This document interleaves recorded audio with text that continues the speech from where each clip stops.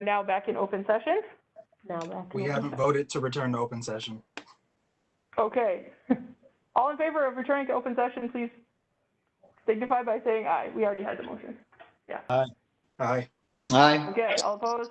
Motion carries. We are now in open session. All right. Do I have a motion now that we are in open session? Move to disallow item 0683-20. Need to read it. Okay, moved and seconded. Moved by Alder Tate, seconded by Alder Miedema. Any discussion on this item by the committee? Okay. All in favor of the motion, please signify by saying aye. Aye. Aye. All opposed? Motion carries. All right, thank you, folks. Next item, if you'd be so kind. Yep, item 0614-20, communication sponsored by Alder Taft on behalf of the City Attorney's Office, submitting the claim of Patricia Ann Capel for consideration for disallowance. Recommendation of the Finance and Personnel Committee on 9/21 was to defer this item to the next Finance and Personnel Committee. Staff recommendation at this time is to receive and file. Okay. Do I have a motion at this time to receive and file this claim? So moved. Okay, Second. moved by Alder Young, second by Alder Miedema. Any discussion on this item? Okay, all in favor of the motion, please signify by saying aye. Aye. Aye. All opposed? No. Okay. Okay. Yep. Alder Tate said no. Tate. Okay. Motion carries. Item 0616-20, communication sponsored by Alder Taft on behalf of the City Attorney's Office, submitting the claim of Nilesh Patel for consideration for disallowance. Recommendation of Finance and Personnel on 9/21 to defer this item to the next Finance and Personnel Committee meeting. Staff recommendation at this time is to receive and file. Okay. Do I have such a motion? Was that a motion, Alder Young? So moved. Okay. Sorry, a second? Okay, I'll second it.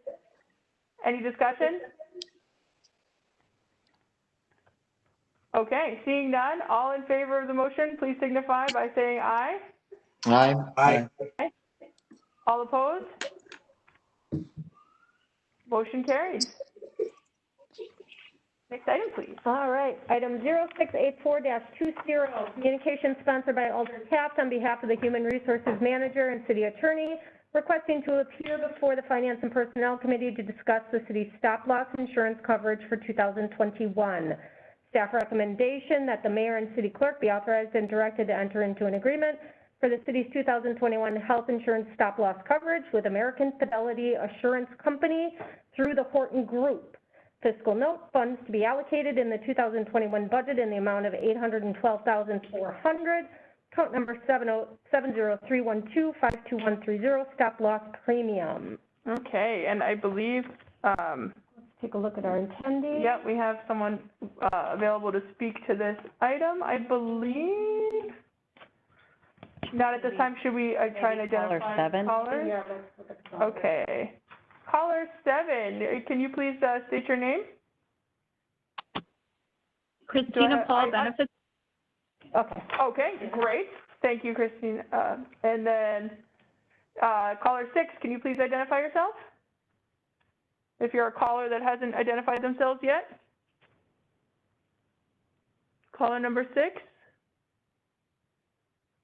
Oh, sorry, I pushed the unmute button. One more time, please. I should be muted now, or unmuted now.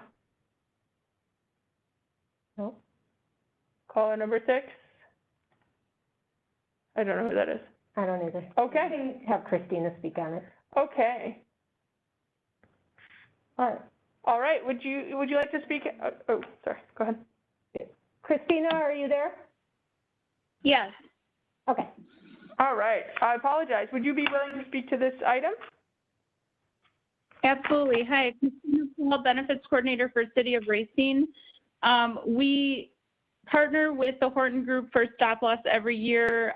We are continuing on with American Fidelity. We used them in 2020 and we'll continue to use them in 21 if the committee sees fit. There is an attachment that should have been provided with the item. If you would to refer to that, it'll tell you the amount of the stop loss insurance. Stephanie, I don't know if you have that information in front of you as well, but I do not. So I just wanted to point that out, that it is available to reference. Okay. Yes, I have it in front of me. It was been provided to the members of the committee, so that should be fine. Okay. Do I have any questions for Christina on this item? Okay, then a motion would be in order. Would anybody like to make a motion? I have a question. Okay. Please proceed. Perhaps Alder Tate. for the benefit of those watching at home, perhaps it could be explained what stop loss insurance is, how we apply it, in what situations it's used, so folks understand why we're spending money on this particular type of insurance. Okay. Let me just check if she's, yeah, you're still unmuted. Would you like to respond, Christina? Yes, Christina Paul, Benefits Coordinator. Is anybody from the Horton Group on at this time? I can try back with user 6. Let me just mute you real quick and just double check again from user 6. Hold on. User 6, is there anyone here from the Horton Group, or is there anybody who has not yet identified themselves in the caller? Caller 6? Are you there? Okay. It appears that you are on your own. Benefits Coordinator, Paul. Thank you. So stop loss insurance is, we are self-funded through the City of Racine. So in order for us to not go above and beyond claims at that amount that was listed, we have stop loss insurance in place so that we don't have to pay any more than that amount for claims that go above that amount. Okay. Do you have anything you wish to add, Alder Tate? Yeah, I just think it's important that folks understand, particularly because healthcare is such a significant topic in the city. We've seen the last few years. If we're looking at the chart there in terms of contract years, in 2018 we hit $1 million at stop loss premiums, and that's typically because some years we can have significantly worse health situations with our employees than others, and all of those costs are incurred by the city until we hit this particular marker of stop loss insurance. So, you know, as a lot of our budget conversations over the last several years have been very focused around, you know, the cost of healthcare and the burden that the city has to carry in order to kind of fulfill those obligations, it's important that folks also understand that stop loss insurance is a part of kind of our healthcare expenses, because clearly there are times when the amount of claims that go out and the amount of care that's required exceeds that which will be reasonable for the city to continue to pay, which is why this type of insurance is required. So I just want folks who might not know what that means or what this is at home to understand that, so they have a fuller picture of, one, the city's financial tools that we use, but also how significant healthcare costs are for the city, to the extent that we have to have this type of insurance, which doesn't exist. Not everybody has to use it, not everybody requires it, but because those costs can kind of explode so quickly, you know, 1 or 2 cases of cancer, you know, for an employee, suddenly we're hitting that marker of stop loss. And that's why it's critical, because the city does pay for all of its employees' health care. So, thanks. No, I appreciate that clarification. I think that's important for people to understand. So thank you, Alder Tate. Does anybody else have any questions regarding this item or any comments? Okay, well, a motion would be in order at this time. Alder Tate, you have your hand up still. Is that, you want to make a motion? Sure, move to approve. Okay, Second. do I have a second? Okay, seconded by Alder Young. Any further questions on this item? Seeing none, all in favor, please signify by saying aye. Aye. Aye. All opposed? Okay, motion carries. Next item, please. Oh, sorry. Item 0685-20, communication sponsored by Alder Taft on behalf of the Human Resources Manager, requesting to appear before the Finance and Personnel Committee to discuss the MetLife dental renewal for 2021. Staff recommendation is that the mayor and city clerk be authorized and directed to enter into an agreement for the city's 2021 dental insurance renewal with MetLife through the Horton Group. Funds are allocated in the 2021 budget in the amount of $175,200, account number 70312-52125. Okay. Coordinator Paul, would you like to, I don't think we have anybody still on, right? We have, Brian Wolf is from Fire. okay. Yeah, Christina would be caller 7. Okay, would you like to speak to this item, Coordinator Paul? Christina Paul, Benefits Coordinator. This is the dental insurance for the City of Racine employees. We have partnered with MetLife for at least a minimum of 3 to 5 years previous to this. They have kept the rate very low, and we are able to keep that rate at a reasonable amount for our retirees, offering them 2 options, a basic option and an advanced option at their choice for an affordable premium cost. Okay. Do I have any questions from committee members on this item? Okay. Alder Jones, if you have any questions, since you're on here. Any questions from Alder Jones? Not at this time, but thank you.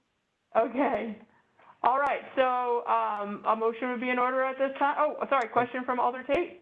Alder Tate, please proceed. I was just making sure I was reading this right. Does it look like, I'm at the last page, or the 4th page of the packet referring to dental plans.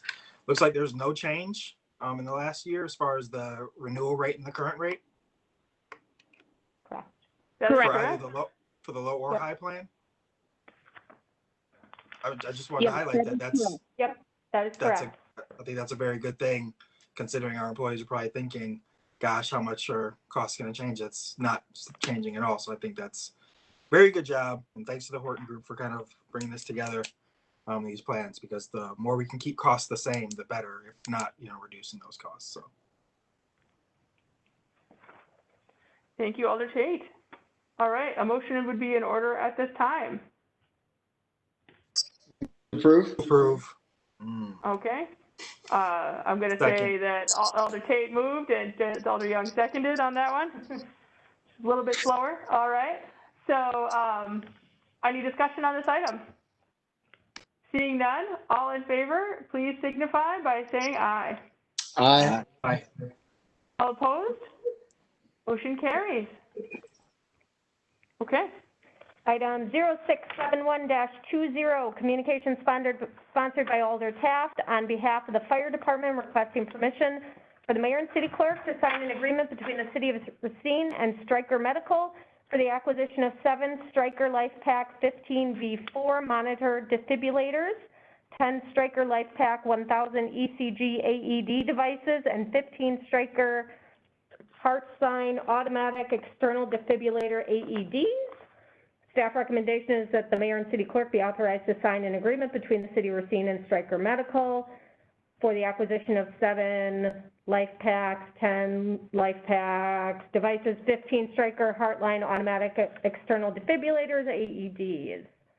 Funding for this program is budgeted under the Fire Department's Capital Improvement Program in account 45130-57300.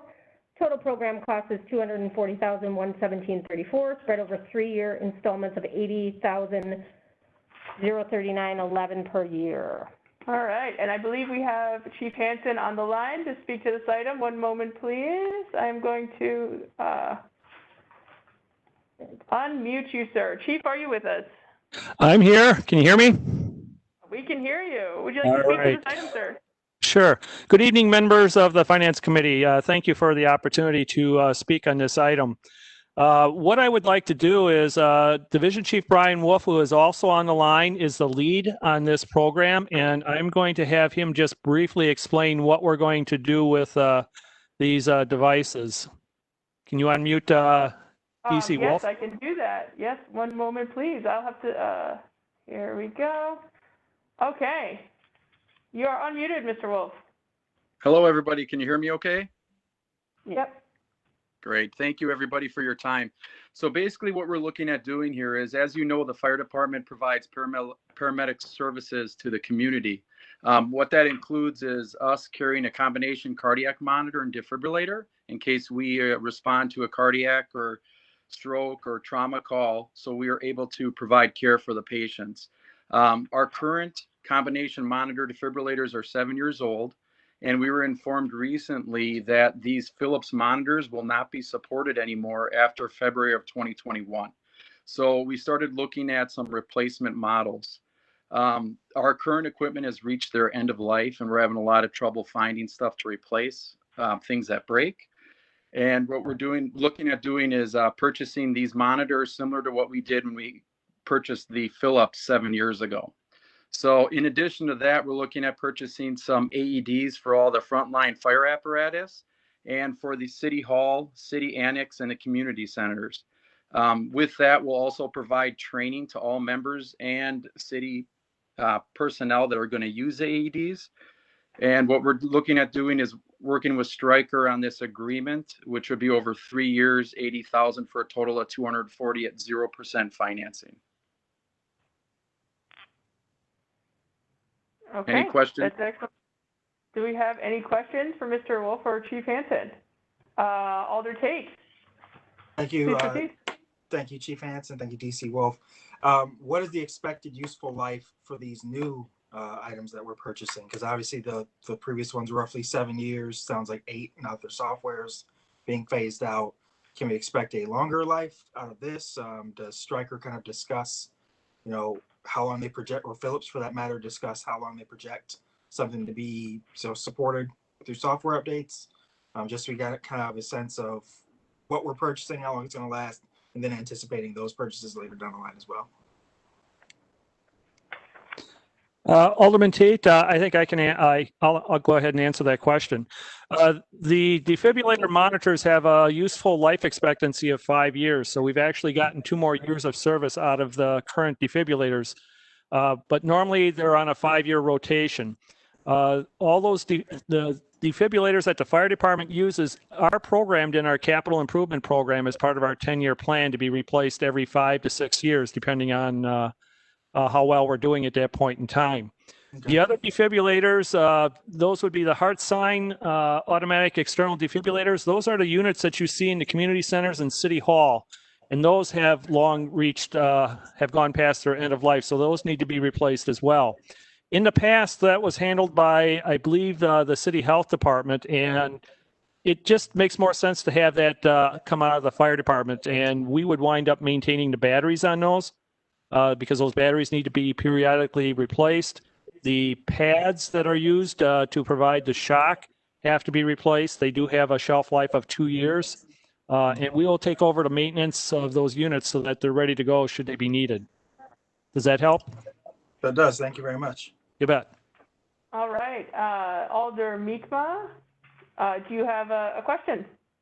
I do. Thank you, Madam Chair. Chief Hansen, when the old defibrillators are now being replaced, is there some sort of recycling program they get sent to, or do we get a trade-in value for any of the ones that we're now replacing?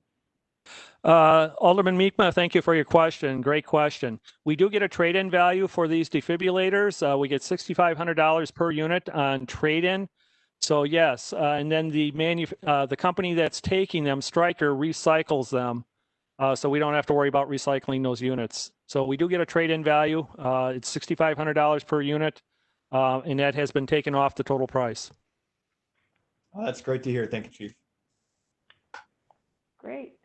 Thank you, Chief. Do I have any other questions from any other committee members? Alder Jones, do you have any questions? No, not at this time, but thank you. Okay. All right. So a motion would be in order at this time. Move to approve. Second. Okay. Thank you. All right, any discussion on this item? Okay, all in favor, please signify by saying aye. Let me unmute you all, or you can unmute yourself. Okay, Aye. Aye. any opposed? Okay, great, motion carries.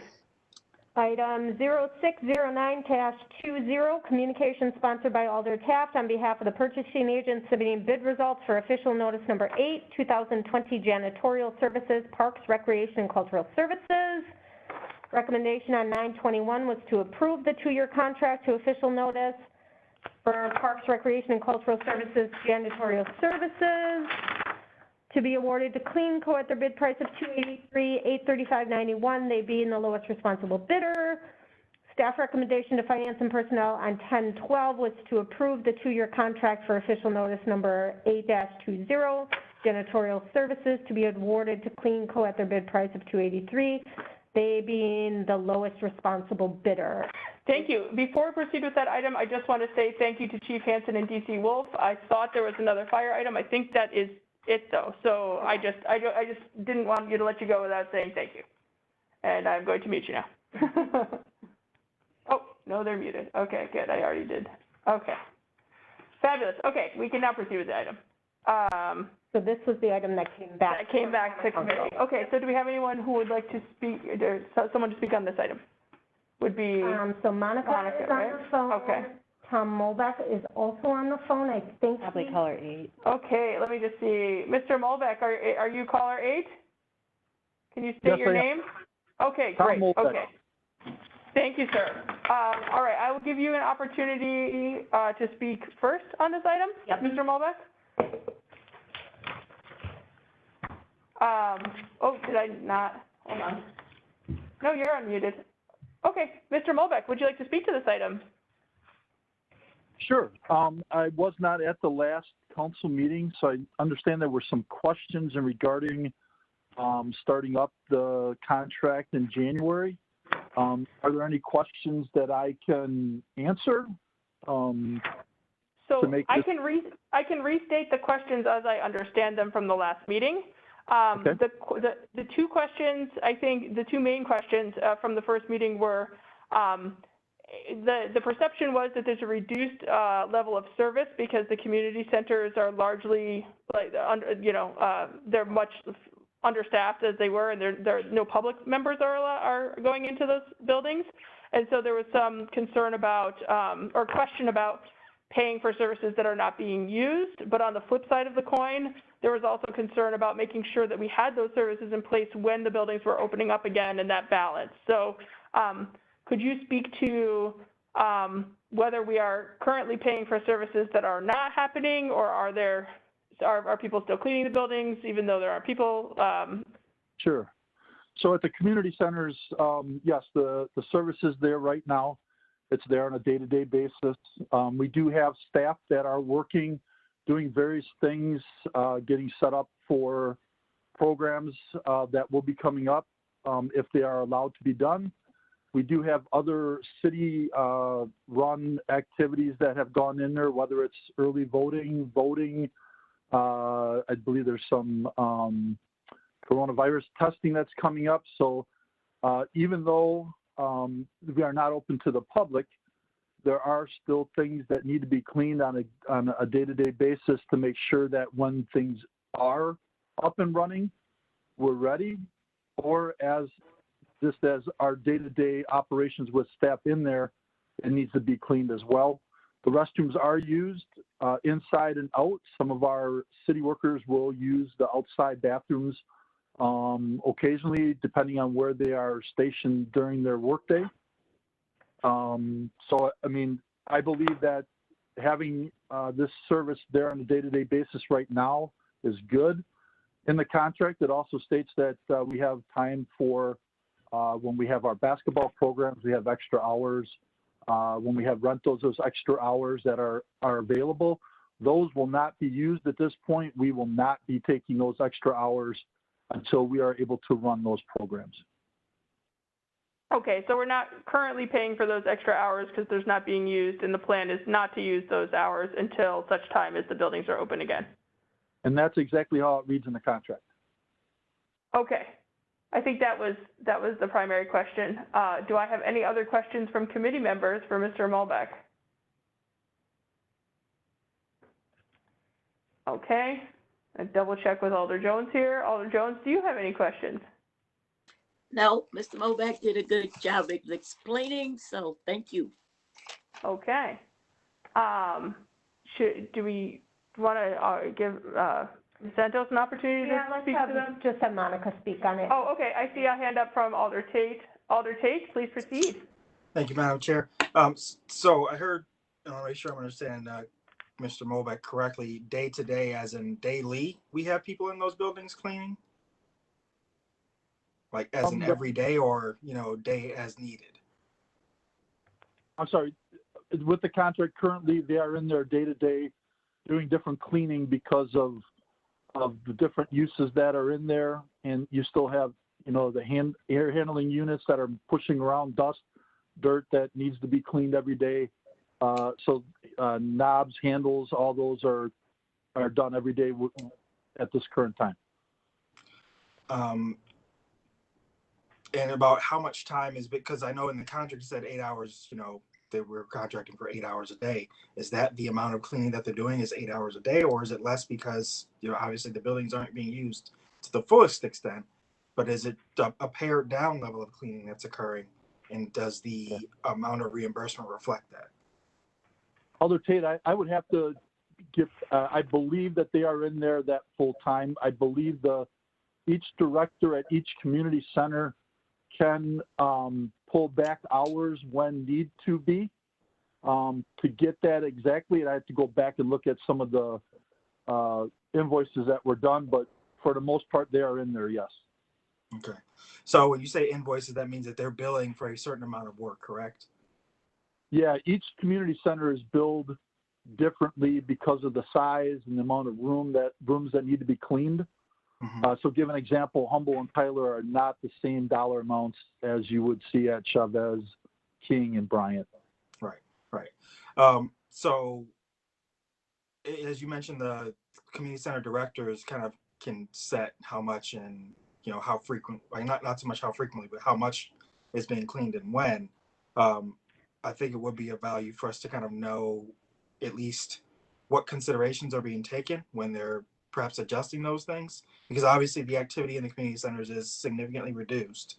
And I'm not sure if the directors are thinking about we don't need as much cleaning right now in X, Y, and Z rooms as we would, A, B, and C rooms, or whether they're just kind of letting the contractor continue to do what they're doing without necessarily taking that into consideration. Because I think, Alder Peterson astutely said our activities are not what they used to be, although the contract is reflected as what the activities would have been at full functioning. So I think there may be a need for a little bit more direction, oversight, what have you, to ensure that we're not spending more than is necessary for services that might not be as needed because of the circumstances that we're facing. And we have the ability to do that within the contract that's currently going and what will be in January.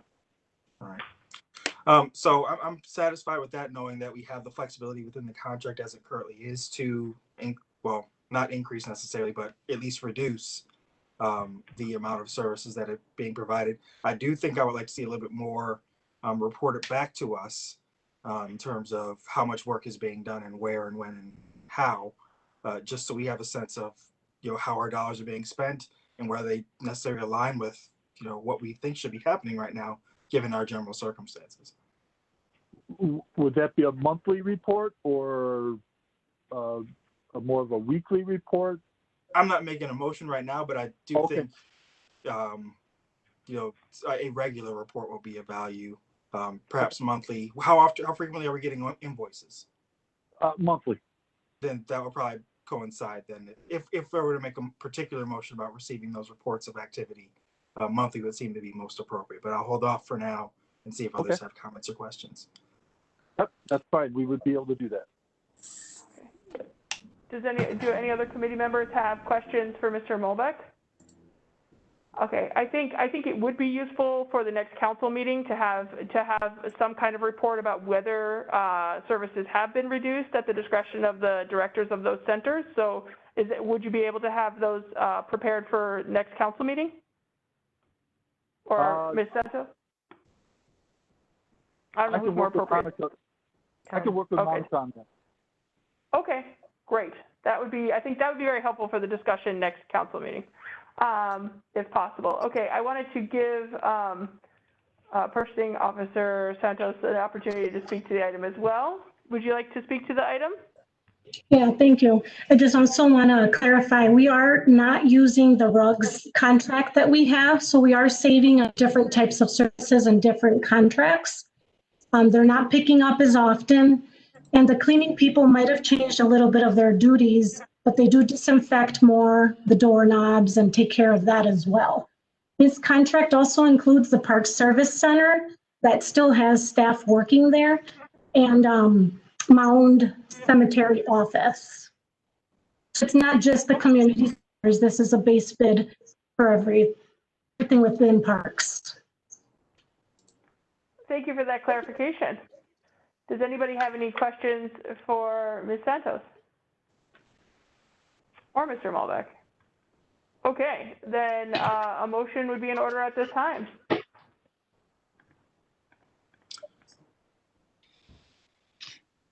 Move to approve. Alder Young moves to approve. Second by Alder Tate, I believe, correct? Okay, so any further discussion?